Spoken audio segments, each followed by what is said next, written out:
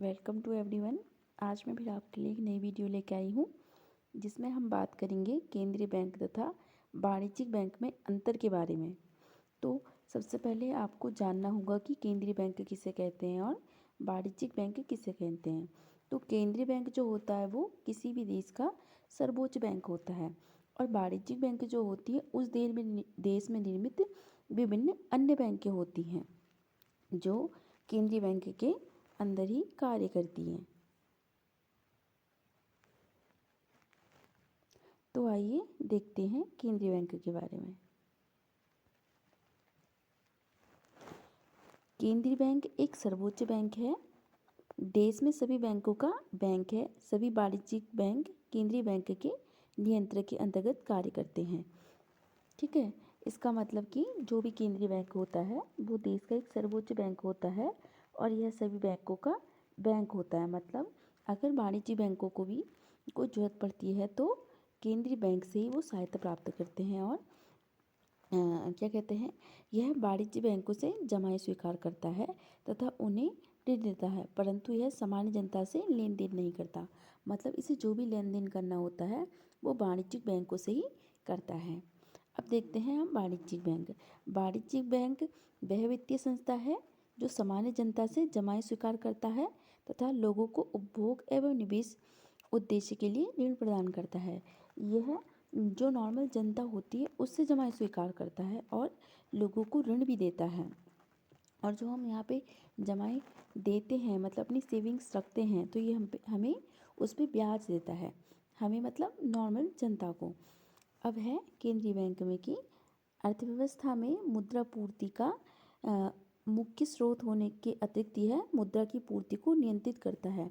मतलब जो केंद्रीय बैंक है वो मुद्रा की पूर्ति करता है भारत में, क्योंकि नोट जारी करने का अधिकार जो है वो केंद्रीय बैंक को ही है। हम वाणिज्यिक बैंक में देखते हैं कि वाणिज्यिक बैंक साख सृजन के माध्यम से मुद्रा की पूर्ति में केवल योगदान देता है। मतलब कि कोई हमें ज़रूरत पड़ती है धन वगैरह की या ऋण वगैरह की तो हम सीधे व्यावसायिक बैंक से कांटेक्ट करते हैं, रिजर्व बैंक से नहीं करते हैं। ये केवल धन की पूर्ति करता है। मतलब कि अगर हमें पैसे की ज़रूरत होती है तो हम वाणिज्य बैंकों से ले सकते हैं। तीसरा है केंद्रीय बैंक देश के विदेशी विनिमय कोषों का संरक्षक है। यह घरेलू मुद्रा की विनिमय दर को नियंत्रित करने के लिए प्रतिबंधित तरलशीलता को संचालित करता है।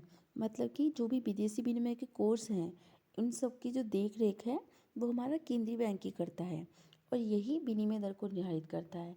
जैसे कि डॉलर में भारत की मुद्रा का मूल्य क्या है और कब कब ये परिवर्तन होना है इसमें और कब नहीं होना है, इसका निर्धारण हमारा केंद्रीय बैंक ही करता है।